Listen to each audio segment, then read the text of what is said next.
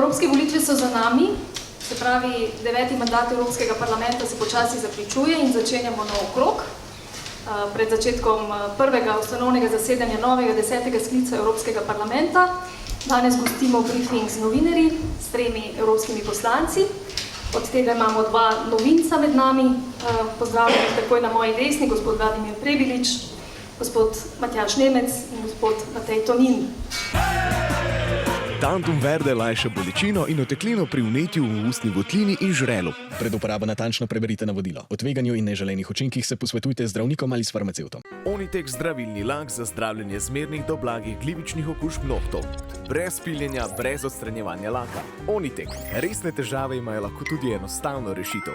Pred uporabo natančno preberite navodilo. O tveganju in neželenih učinkih se posvetujte z zdravnikom ali farmacevtom. Pojdimo naprej. Glasovanju o kandidatki za predsednico Evropske komisije. Ursula von der Leyen se bo torej, če bodo poslanci Evropskega parlamenta v četrtek izvolili, za naslednjih 5 let vrnila na mesto predsednice Evropske komisije. Gospod Tonin, vas prosim za vaše stališče v zvezi z morebitno podporo kandidatki za predsednico Evropske komisije. Ursula von der Leyen seveda ni idealna kandidatka, je pa po moji oceni kandidatka, ki ima realne možnosti, da doseže ustrezno večino, da postane predsednica Evropske komisije. Tukaj je bilo ogromnih enih preigravanj, kdo je pravi, kdo ni.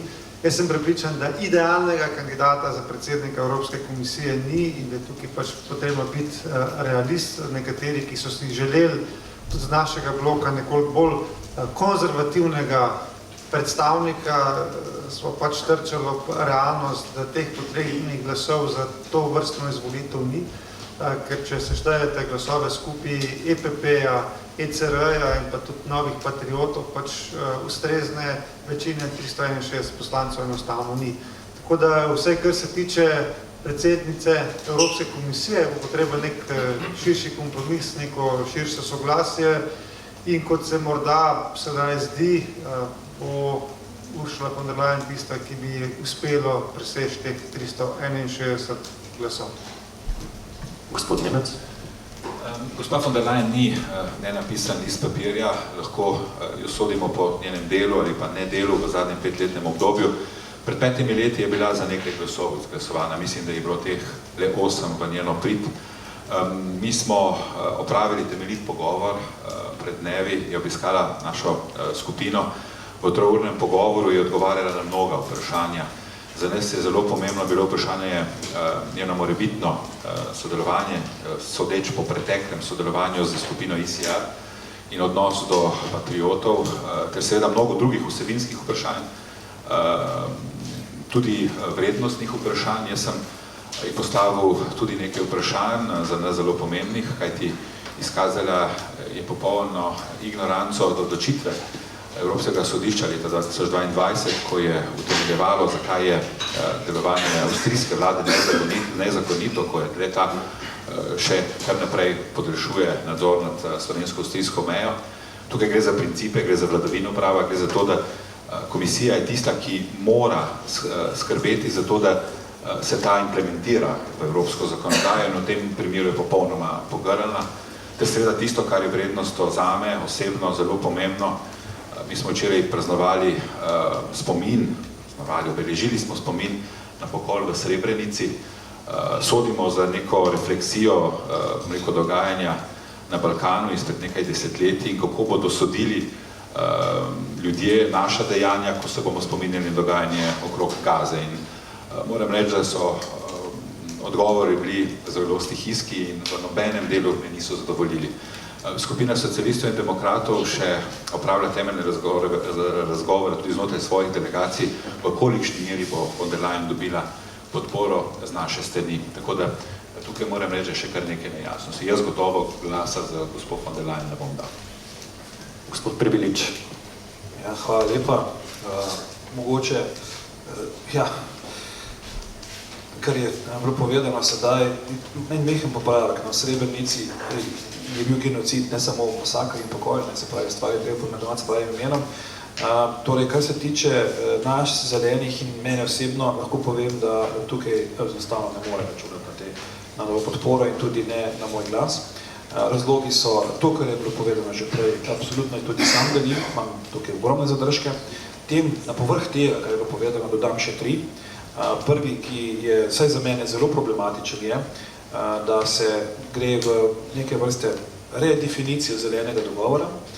Se pravi, tukaj se odpira praktično pot nazaj, ne pot naprej, ker seveda je popolnoma nesprejemljivo. Ves čas stojim na stališču, da tukaj je res potrebno, če kdaj zdaj res narediti ta korak naprej, ne pa ustaviti vse skupaj. Druga stvar, s katero imamo grozne težave, je zunanja politika in odnos tudi nje na neki točki do konfliktov, ki jih gledamo danes, se pravi dvojni standardi, ko se pogovarjamo o Gazi, ko se pogovarjamo o Ukrajini. To je za nas nesprejemljivo, tudi za mene osebno je to nesprejemljivo.